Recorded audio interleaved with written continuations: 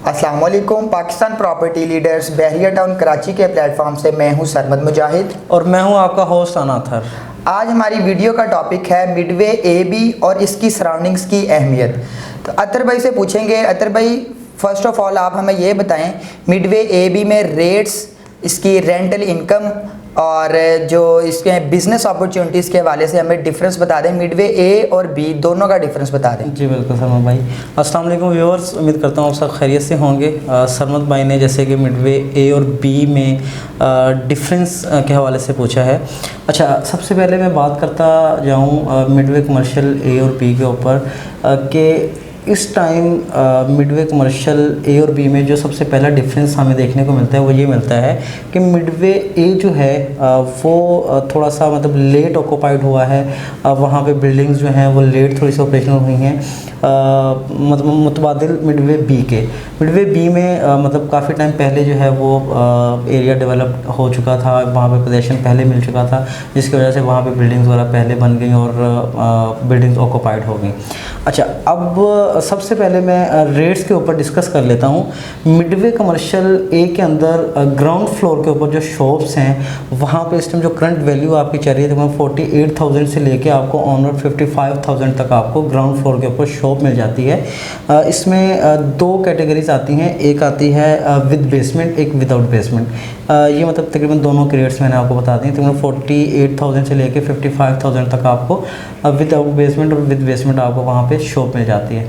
ठीक है। Minimum to maximum sizes की अगर बात करूं तो आपको 450 स्क्वायर फीट से लेके ऑनवर्ड आपको 800 या 1000 पर स्क्वायर फीट जो है आपको शॉप वहाँ पे मिल जाती है। ठीक है। और बेसमेंट जो है वो समटाइम ऐसा होता है कि 700 स्क्वायर फीट का ऑफिस है लेकिन नीचे जो बेसमेंट है वो आपको 1000 स्क्वायर फीट की मिलती है। तो मतलब बेसमेंट का साइज़ बड़ा होता है, ग्राउंड का साइज़ छोटा।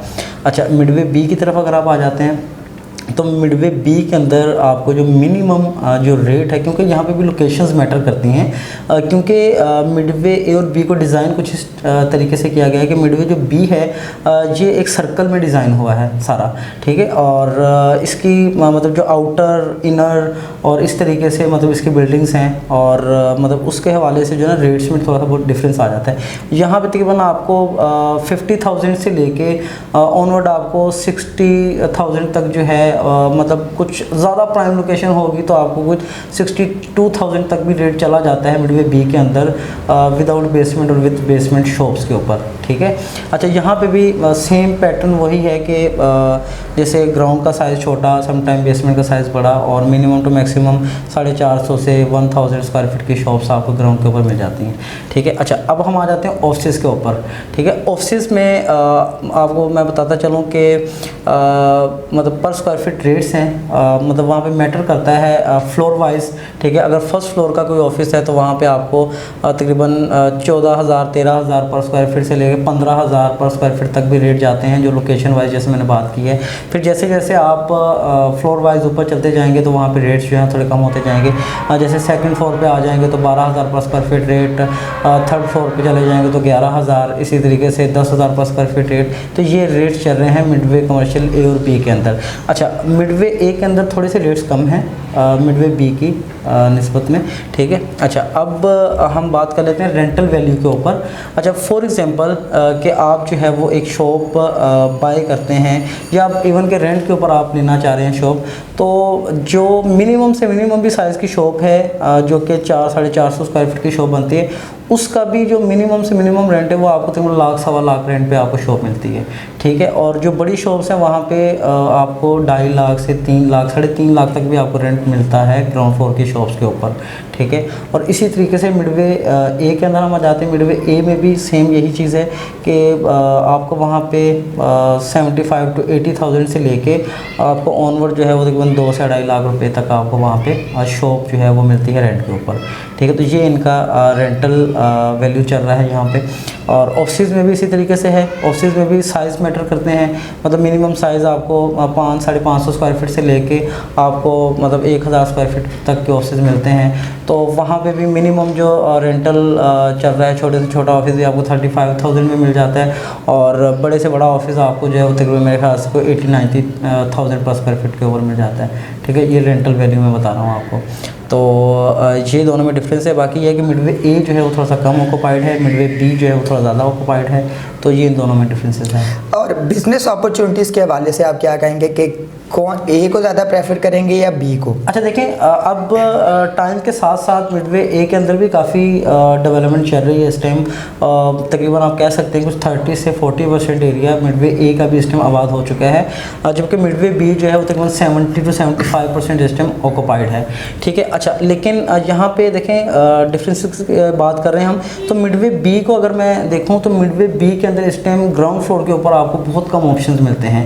ठीक है, तकरीबन ऑलमोस्ट वहाँ पे फूड कोर्ट्स बन चुके हैं, फूड स्ट्रीट टाइप, मतलब वहाँ पे एरियाज़ बन चुके हैं, वहाँ पे रेस्टोरेंट, वहाँ पे आपके बैंक्स की ब्रांचेस आ गई हैं, वहाँ पे आपको मल्टी फॉर्म की शॉप मिलती है, वहाँ पे आपको सिटी टाइल्स मिलता है, वहाँ पे आपको मतलब बहुत सारी ब्रांड्स जो हैं, बहुत सारी चीज़ें वहाँ पे, OPTP है, सबवे है, या इवन के और भी काफ़ी ज़्यादा बिजनेसेस वहाँ पे चल रहे हैं इस टाइम। ठीक है, और मिडवे ए के अंदर इस टाइम जो ज़्यादातर काम है ग्राउंड फ्लोर की शॉप्स के ऊपर बैंक्स कुछ यहाँ पे ऑक्यूपाइड हैं, या आप कह सकते हैं कि वहाँ पे ज़्यादातर रियल स्टेट ऑफिस हैं ग्राउंड फ्लोर के ऊपर, और कुछ जो है वो फूड पॉइंट्स वहाँ पे बने हैं ग्राउंड फ्लोर के ऊपर। ठीक है, बाकी इस टाइम ज़्यादातर जो काम यहाँ पे चल रहा है वो कंसल्टेंसी है, इसके अलावा कुछ जो है वो लॉयर बैठे हैं यहाँ पे, ऑफिस की बात कर रहा हूँ मैं, और ऑफिस के अंदर ज़्यादातर रियल स्टेट के ऑफिस हैं इस टाइम मौजूद। ठीक है, सही जी।